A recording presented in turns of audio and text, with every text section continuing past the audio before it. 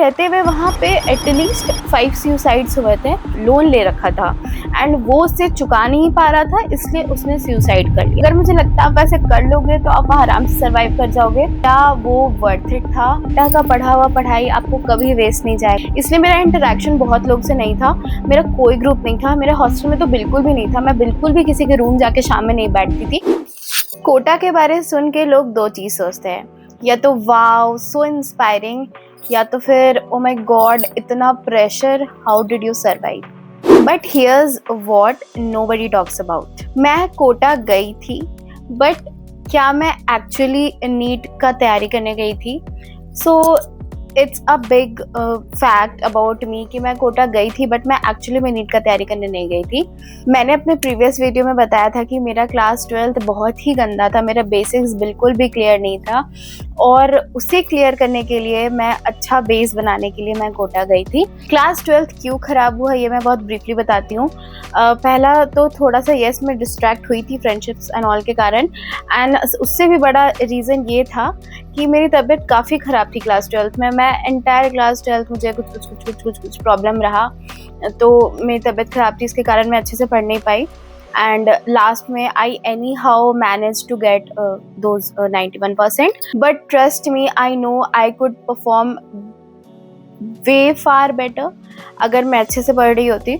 So yes, I was highly unsatisfied with my marks, और मुझे basics clear करने थे। मैंने कोटा क्यों चूज़ किया? क्योंकि मेरी दीदी वहाँ से पढ़ी है 2 साल, पूरे 2 साल उसने पढ़ा है 11th-12th, and now she is in MBBS college, just now she graduated.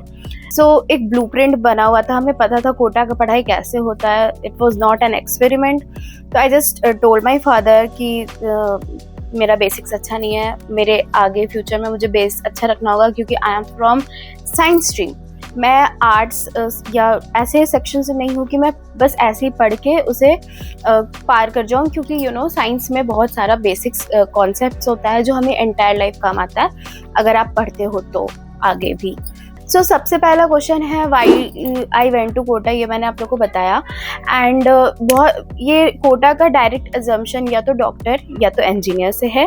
मैं ये चीज़ बहुत लोगों को बोलती हूँ तो शायद लोग नहीं बिलीव कर पाते कि मैं बस अपना बेसिक्स क्लियर करने गई थी, बट हुआ यूँ ना कि मैं वहाँ पे गई, ठीक है, पर वो एनवायरनमेंट इतना ही डॉक्टर था ना, मतलब obviously people will influence you कि आप एक बार ये एग्ज़ाम क्रैक कर लो, फिर आप मेडिकल फील्ड में घुस जाओ, your life will be this great. हाँ, तो ऑफ कोर्स उस हाइप को मैंने अपने अंदर डाल लिया था, and yes I was just not only preparing to clear my base but also to crack that exam. तो मेरे अंदर भी था, मैं ये बात बिल्कुल डिनाई नहीं कर रही हूँ कि I didn't want to crack that exam at any cost. I really wanted to. So Kota में मैं किस इंस्टीट्यूट में थी? मैं एलन में थी। लैंडमार्क सिटी में मेरे क्लासेस होते थे। बहुत ही बढ़िया जगह था वो, मतलब वो मेन कोटा में नहीं था, and it was just a student area, और मुझे इतना अच्छा लगता था वो area, I can't tell you. मैं वहाँ बहुत अच्छे से थी। ऑनेस्टली मैंने जैसा एक्सपीरियंस कोटा के बारे में सुना था, मुझे वैसा कुछ फील नहीं हुआ। हाँ, जब मेरे मम्मा पापा मुझे तुरंत जस्ट ड्रॉप करके वहाँ से गए थे, it was hell for me, but trust me, within 1 week I got to survive there. And मुझे अच्छा लग रहा था, वहाँ का माहौल बहुत ही अच्छा था, काफ़ी स्टूडियस बच्चे थे वहाँ पे, एवरीबडी वॉज सीरियस। मतलब मुझे बहुत ही कम बच्चे दिखे जो मतलब फालतू की चीज़ें में इन्वॉल्व है एंड ऑल। बट हाँ, इक्वली हमें वो भी बच्चे दिख रहे थे जो सेशन जैसे जैसे पार हो रहा था ना, वो गिव अप करके जाते जा रहे थे। लाइक बहुत सारे बच्चे क्लास नहीं आते थे, कुछ बच्चों को मैंने देखा कि वो बीच से ही अपने घर चले गए and all. So yeah that was their thing, I am not commenting anything about it, but हाँ ऐसा भी था वहाँ पे। मैं वहाँ पढ़ने गई थी, तो पढ़ने के हिसाब से मुझे अच्छा लगा।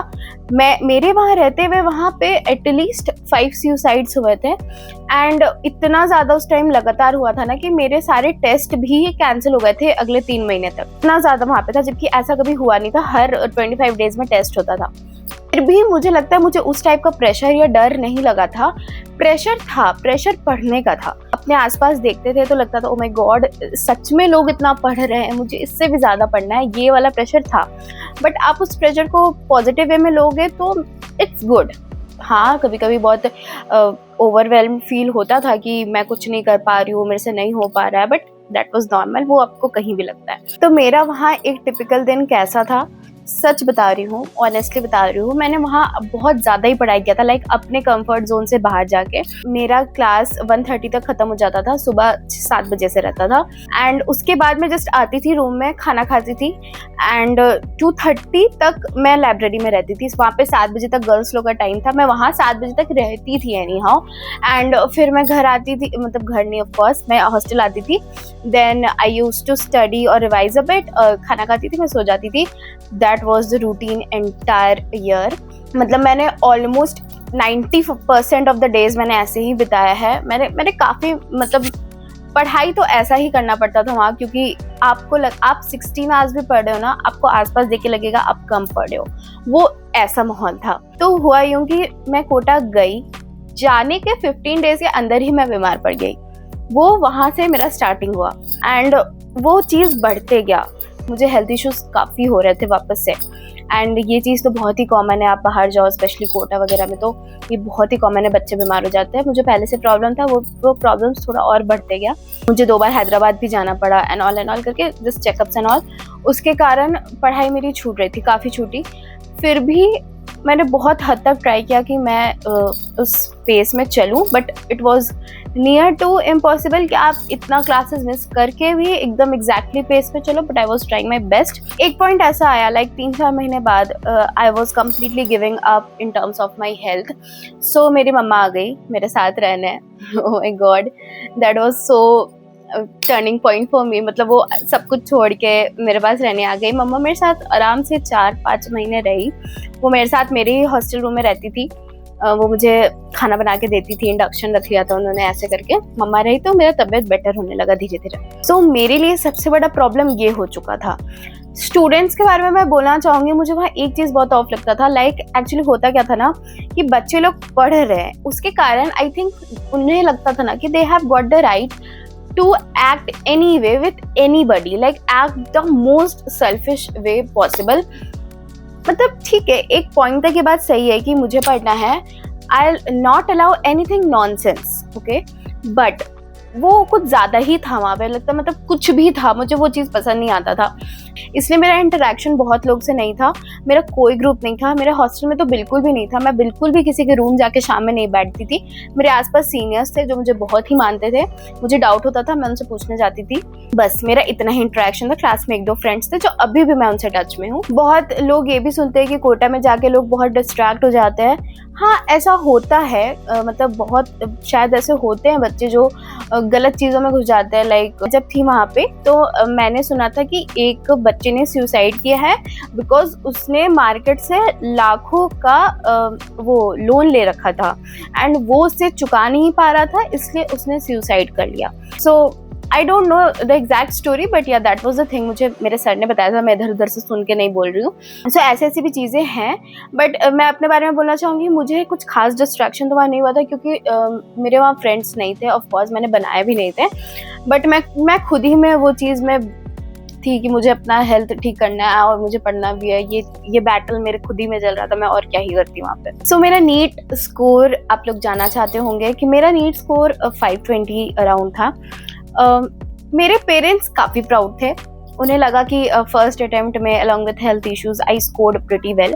मे बी येस, बट हाँ कुछ बच्चे ऐसे भी थे जिन्होंने फर्स्ट अटेम्प्ट में 720 आउट ऑफ 720 भी लाया था। So there is no comparison. My parents were happy and satisfied. क्योंकि मैंने कहा कि मैं डॉक्टर बनने नहीं गई थी, तो मैंने दोबारा ड्रॉप नहीं लिया। मुझे लगता है मैं दोबारा ड्रॉप लेती तो शायद मैं और बेटर कर लेती या क्वालिफाइंग मार्क्स ले आती, क्योंकि I am from a general category student. CUET देने के बाद मैंने BHU में एडमिशन क्यों नहीं लिया, डिस्पाइट स्कोरिंग 555 आउट ऑफ 600, ये मैं नेक्स्ट वीडियो में बताऊंगी। बट हाँ, फिर मैंने अपने होम टाउन में ही एडमिशन ले लिया BSc जूलॉजी में। पेरेंट्स का रोल मेरे लाइफ में बहुत ही बढ़िया रहा। मुझे एक बार भी, trust me when I am saying this, trust me, touch wood, एक बार भी मेरे मम्मा पापा ने मुझे इतना सा भी प्रेशर नहीं डाला।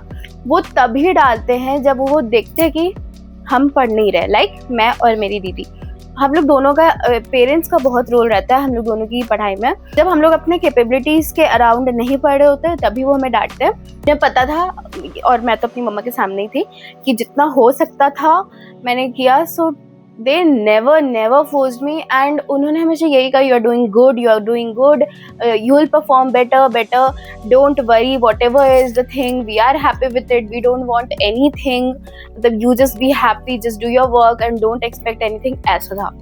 पर मुझे लगता है आजकल पेरेंट्स काफ़ी अंडरस्टैंडिंग हो गए हैं कंपैरेटिवली पहले के टाइम से। आई थिंक कि सुसाइड करना या फिर गिव अप कर देना is not an option for anybody, क्योंकि आप अपने आसपास देखिए लोग क्या क्या सफ़र कर रहे हैं एंड फिर भी वो ट्राई कर रहे हैं, जिंदा है वो लोग।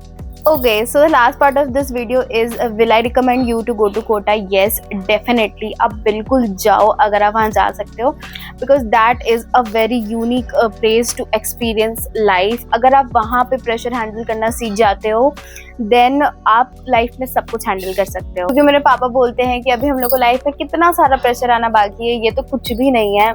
सो दिस इज समथिंग कि आपको ज़रूर आना चाहिए, वहाँ रह के आप सीख जाओगे।